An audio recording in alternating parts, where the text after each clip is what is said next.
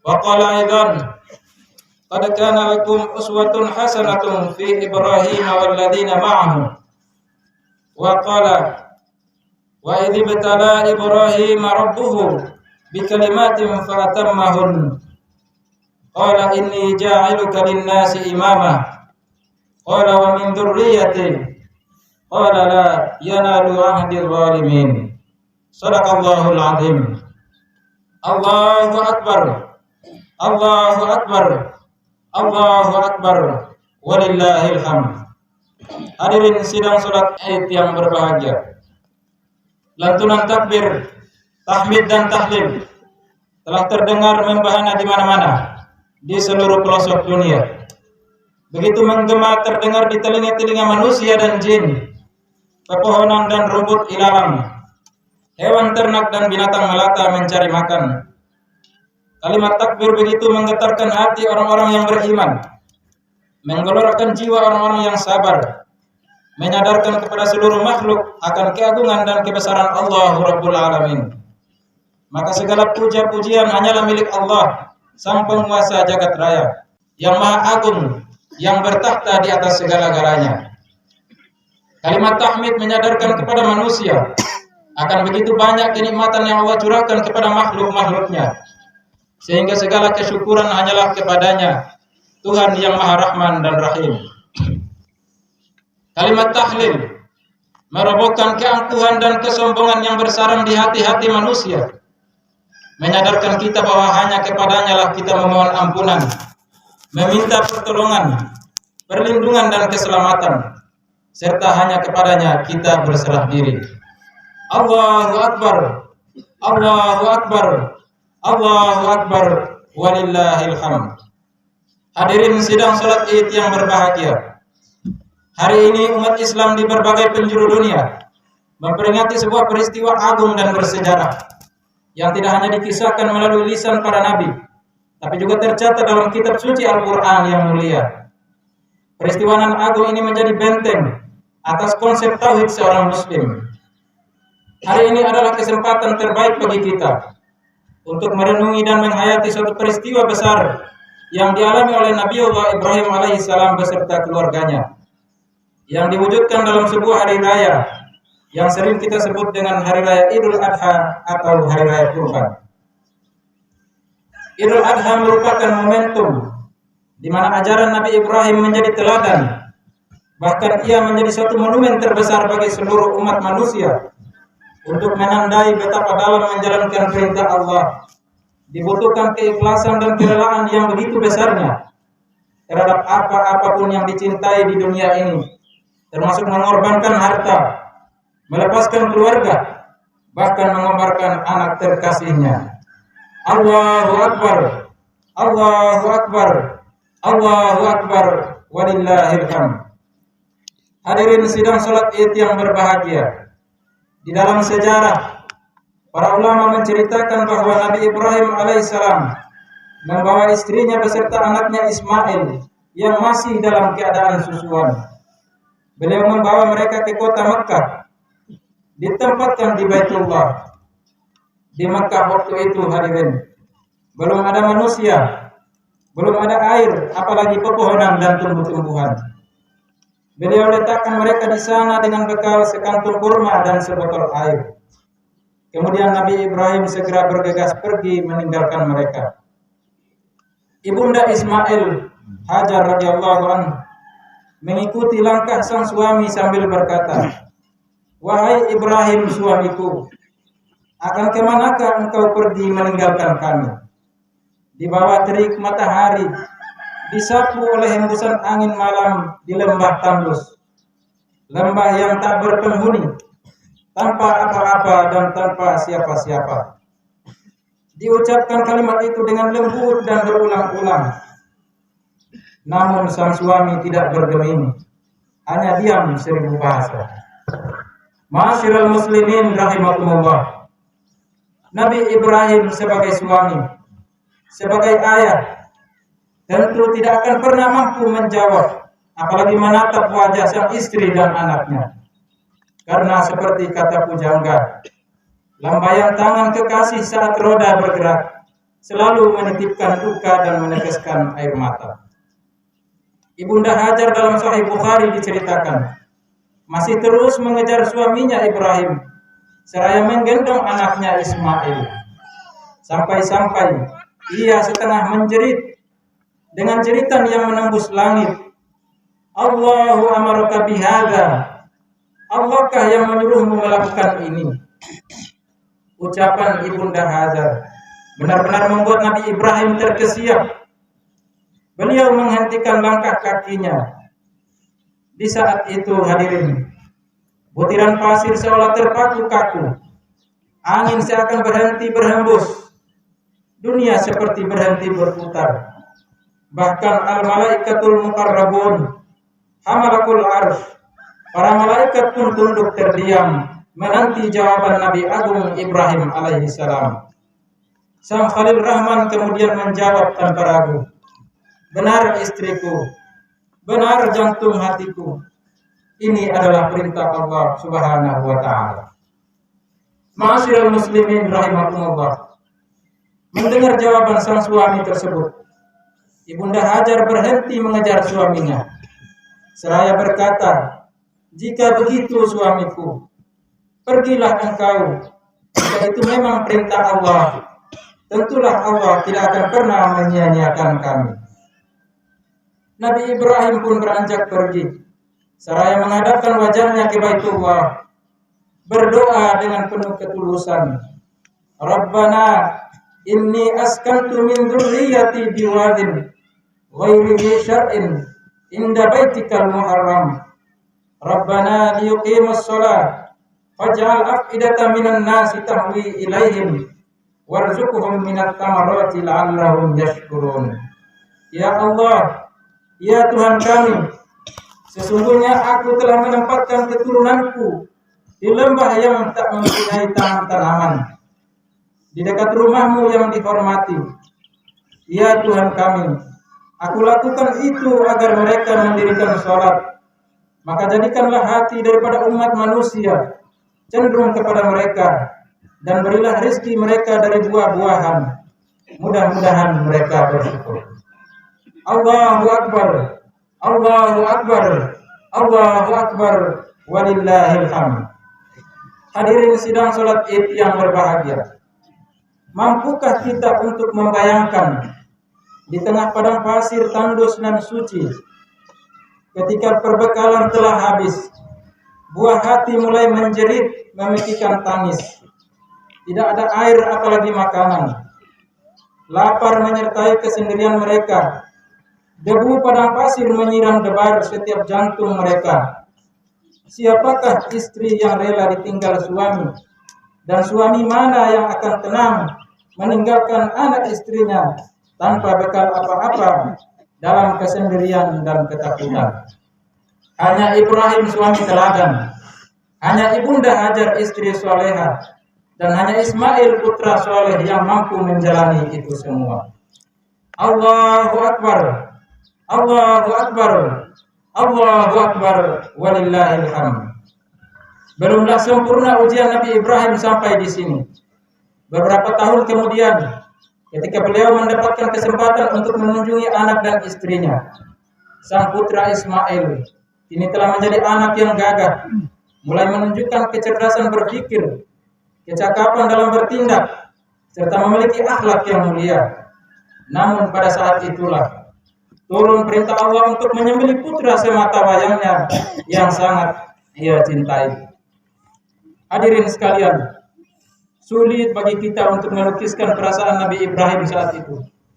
Bagi beliau, Ismail bukan hanya sekedar putra idaman yang telah lama dinanti-nantikan, namun sebagai penerus cita-cita perjuangan dalam menegakkan ajaran agama serta nilai-nilai luhur kemanusiaan. Namun tatkala beliau bersama istrinya Siti Hajar tengah berada dalam puncak kebahagiaan, menikmati kehangatan canda dan tawa putra terkasih, datang perintah Allah untuk mengharuskan mereka berpisah dengan sebuah hati untuk selama-lamanya. Kita juga rasanya tak mampu untuk membayangkan betapa besar jiwa sang bunda melawan gejolak perasaan yang bergemuruh di dalam hatinya. manakala beliau membantu membersihkan badan sang putra untuk yang terakhir kalinya. Dia harus merelakan anak yang ia besarkan dengan susah payah dan segala pengorbanan di lembah Tandus di kota Makkah untuk dikorbankan sesuai perintah Allah Subhanahu wa taala. Hadirin sidang salat Id yang berbahagia. Di dalam Al-Qur'an surat As-Saffat, Allah menceritakan bagaimana Ibrahim menyampaikan perintah itu kepada anaknya. Ya bunayya, inni ara fil mana adbauka fanzur madza tara. Wahai anakku, jangan engkau tanyakan cintaku kepadamu. Jangan engkau tanyakan rasa sayangku kepadamu. Namun Allah telah memerintahkan kepadaku untuk menyembelihmu. Sebuah kalimat yang mustahil bagi seorang ayah untuk mengutarakannya di hadapan anaknya. Sang anak pun menjawab dengan jawaban yang mungkin tidak pernah kita bayangkan. Qala ya abati alma tu'mar. Wahai ayahku, kerjakan apa yang diperintahkan oleh Allah dan jangan engkau memikirkan aku. Satajiduni insyaallah minas sabirin. Insyaallah engkau pasti mendapati aku termasuk orang-orang yang sabar. Ma'asyiral muslimin yang berbahagia. Sungguh suatu dialog yang sangat menakjubkan, yang memberikan kesan begitu dalam di dalam hati kita semua. Suatu dialog yang menggambarkan kesucian iman serta ketulusan hati dan cinta yang melahirkan kesetiaan dan loyalitas mutlak kepada ketentuan Allah serta hukum dan syariatnya. Allahu Akbar, Allahu Akbar, Allahu Akbar, walillahil hamd. Hadirin sidang salat Id yang berbahagia.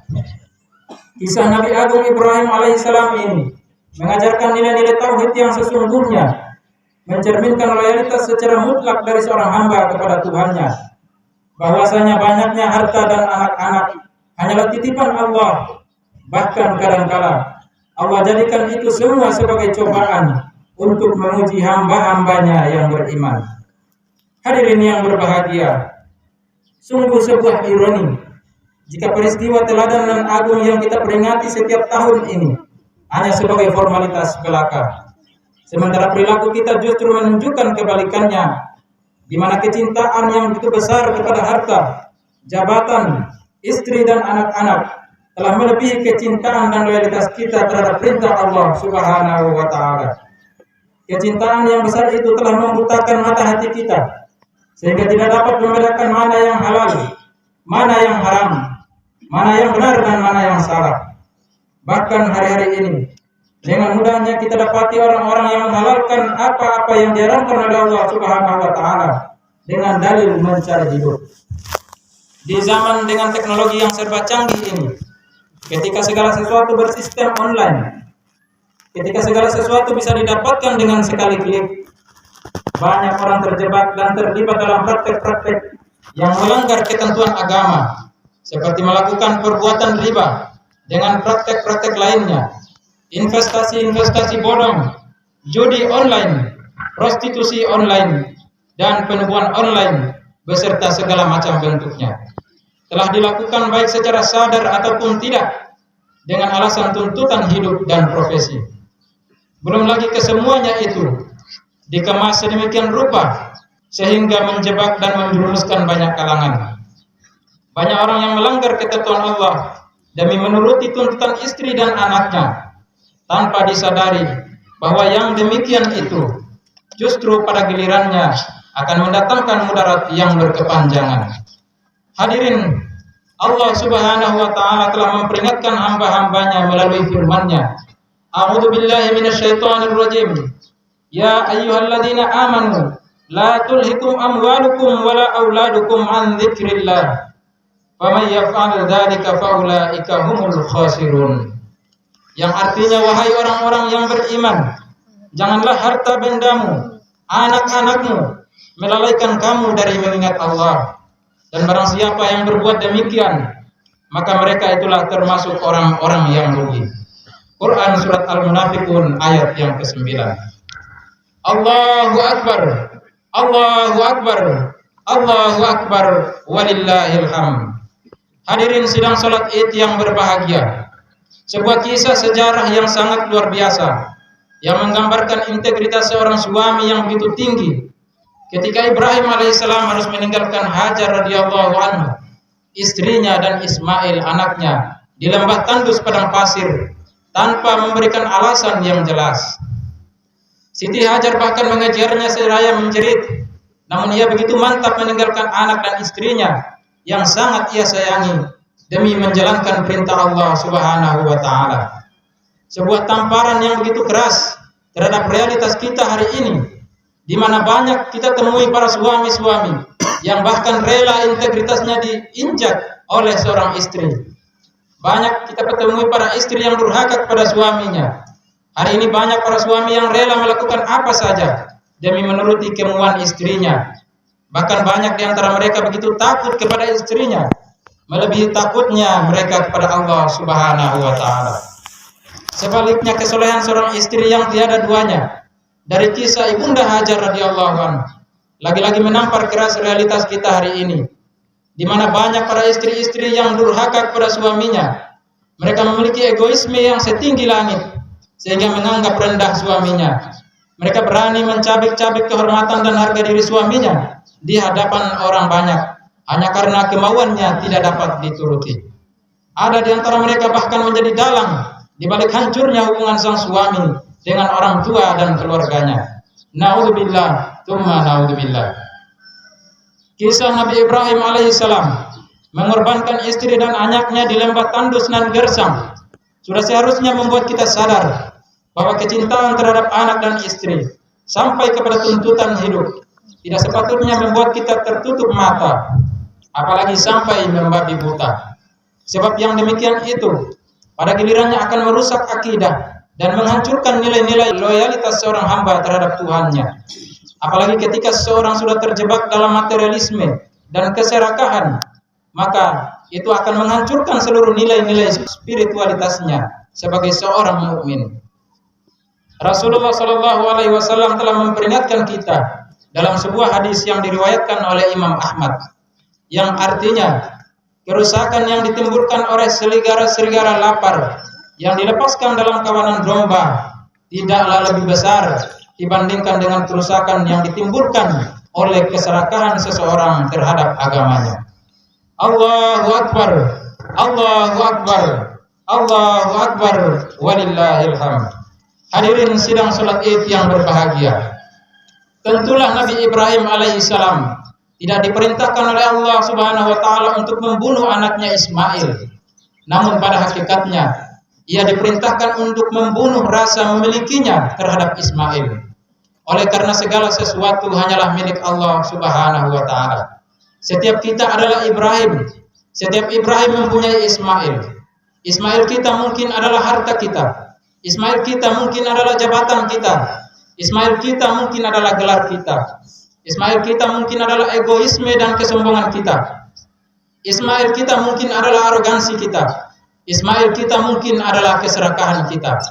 Maka hakikat kurban adalah menyembelih atau memotong sifat-sifat hewani yang ada pada diri kita, seperti egois, merasa paling benar, serakah atau tamak, mencuri atau korupsi, serta merampas hak-hak orang lain. Melalui momentum kurban ini, yang kita kurbankan adalah egoisme dan keangkuhan kita, sehingga tercipta rasa saling menghargai dan menghormati. Yang kita kurbankan adalah keserakahan kita, agar tidak berlaku curang, menipu, menjilat, mencuri atau bahkan merampas hak-hak orang lain demi mendapatkan sesuatu yang kita inginkan. Yang kita kurbankan adalah rasa sentimental kita kepada orang lain, agar tumbuh rasa saling peduli antar sesama. Yang kita kurbankan adalah arogansi kita, agar timbul rasa saling memaafkan antara satu dengan yang lainnya. Biarkan sifat-sifat itu luluh bersamaan dengan cucuran darah hewan kurban hari ini. Allahu Akbar, Allahu Akbar, Allahu Akbar, walillahil hamd. Hadirin sidang salat Id yang berbahagia. Pada akhirnya, di hari yang penuh dengan hikmah ini, marilah kita introspeksi diri kita masing-masing. Gema takbir yang dikumandangkan hari ini, mampukah meruntuhkan keangkuhan dan kesombongan yang masih menjulang di hati kita? Mampukah menentukan kesombongan dan keangkuhan yang masih bersarang di hati kita? Kurban yang kita laksanakan hari ini mampukah membunuh sifat-sifat hewani yang masih bersarang dalam sanubari kita? Hikmah kurban pada hari ini mampukah kita teladani? Mampukah menyadarkan kita menjadi pribadi-pribadi yang bertakwa kepada Allah Subhanahu wa taala? Maka hanya diri kita pribadi masing-masing yang mampu menjawabnya. Marilah seraya kita menundukkan hati kita, bermunajat kehadirat Allah Subhanahu wa taala. Semoga segala amal yang telah kita persembahkan pada hari ini kiranya dapat diterima di sisinya.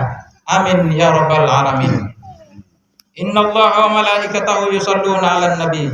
Ya ayyuhalladzina amanu shallu 'alaihi wa sallimu taslima. Ya Allah yang Maha Rahman dan Rahim, di saat-saat yang syahdu ini kami segenap hamba-hambamu berkumpul, bersimpu di tempat yang penuh rahmat, menyebut namamu yang agung, berzikir, bermunajat kepadamu dengan lantunan takbir, tahmid dan tahlil. Ya Allah yang Maha Rahman dan Rahim, hari ini kami berkumpul bersama menghadap kehadirat-Mu. Jadikanlah perkumpulan ini persatuan yang Engkau rahmati, sehingga hati-hati kami dapat tertaut dalam kepatuhan kepadamu. Ya Allah, terimalah salat kami, puasa kami, terimalah amalan zakat kami, infak dan sedekah kami. Terimalah ibadah kurban yang hari ini kami persembahkan sebagai wujud ketaatan kami, sebagai bentuk patuh kami kepadamu, sebagai manifestasi loyalitas kami terhadap-Mu. Jadikanlah kurban kami bermanfaat bagi kami, saudara-saudara kami, kaum fakir dan miskin. Jadikan kurban kami pada hari ini sebagai pembersih hati-hati kami, pembersih jiwa-jiwa kami dari sifat angkuh dan sombong, sifat hasad dan dengki, sifat tamak dan serakah, nafsu angkara murka. Persatukan jiwa-jiwa ini dalam cinta karena-Mu dan dalam ketaatan kepadamu. Jangan Engkau biarkan setan musuh kami menggerogoti persaudaraan kami. Ya Allah yang Maha menyelamatkan, Engkau pelindung kami, Engkau pemberi kecukupan orang-orang yang kekurangan, Engkau pemberi ketenangan orang-orang yang gelisah, Engkau pemberi petunjuk orang-orang yang bingung. Lindungilah kami dari mara bahaya dan maksiat. Cukupkanlah rezeki kami. Jika masih di langit turunkanlah, jika jauh dekatkanlah, jika masih di dasar laut keluarkanlah. Tenangkanlah hati-hati kami. Tunjukilah kami jalan yang lurus, yaitu jalan orang-orang yang telah Engkau ridhoi, bukan jalan mereka yang Engkau murkai. Ya Allah ya Rahman ya Rahim, yang mengetahui segala keburukan, aib dan maksiat, ampunilah seburuk apapun masa lalu kami, tutupilah seburuk apapun aib kami, peliharalah kami dari berbagai macam perbuatan maksiat dan dosa yang membuat kami gelisah di malam hari dan merana di siang hari. Bukakanlah lembaran-lembaran baru yang bersih, yang menggantikan masa lalu kami. Duhai Zat yang Maha Penyayang, sayangilah kami, sayangilah kedua orang tua kami yang telah berpeluh lelah merawat dan mendidik kami. Ampuni setiap kata keras yang pernah terlontar kepada mereka. Ya Allah, ampuni sikap tak peduli kami atas mereka. Ya Rabbi, berikan kesempatan kepada kami untuk berbakti kepada mereka. Lembutkan hati kami, hati mereka untuk kami. Ya Rabb, ridhoilah mereka, agar ridho mereka mengantarkan kami kepada ridho-Mu. Dan janganlah Engkau mengambil, dan jika Engkau telah mengambil mereka ke haribaanmu, maka basuhlah mereka dengan kelembutan ampunan dan rahmat-Mu, serta pertemukan kami dengan mereka dalam keabadian nikmat surga-Mu. Allahumma ighfir lana dunubana wa liwalidina warhamhuma kama rabbayana shighara. Allahumma rabbana taqabbal minna salatana wa siyamana wa ruku'ana wa sujudana wa qu'udana wa tadarru'ana wa takhassu'ana wa tammim tafsirana ya Allah ya rabbal alamin. Allahumma a'inni ala dzikrika wa syukrika wa husni ibadatik. Allahumma inna nas'aluka imanan da'imah wa nas'aluka qablan khasiyah wa nas'aluka ilman nafi'ah wa nas'aluka yaqinan shadiqah ونسألك عملا صالحا ونسألك دينا قيما ونسألك خيرا كثيرا ونسألك العفو والعافية ونسألك تمام العافية ونسألك الشكر على العافية ونسألك الغنى عن الناس. اللهم ادفع عنا الغلاء والبلاء والوباء والفحشاء والمنكر والسيوف المختلفة والشدائد والمحن ما ظهر منها وما بطن من بلدنا هذا خاصة ومن بلدان المسلمين عامة إنك على كل شيء قدير. غفر الله لنا ولهم برحمتك يا أرحم الراحمين. اللهم اغفر للمسلمين والمسلمات والمؤمنين والمؤمنات الأحياء منهم والأموات إنك سميع قريب مجيب الدعوات. ربنا آتنا في الدنيا حسنة وفي الآخرة حسنة وقنا عذاب النار. ربنا ظلمنا أنفسنا وإن لم تغفر لنا وترحمنا لنكونن من الخاسرين. سبحان ربك رب العزة عما يصفون وسلام على المرسلين والحمد لله رب العالمين. السلام عليكم warahmatullahi wabarakatuh.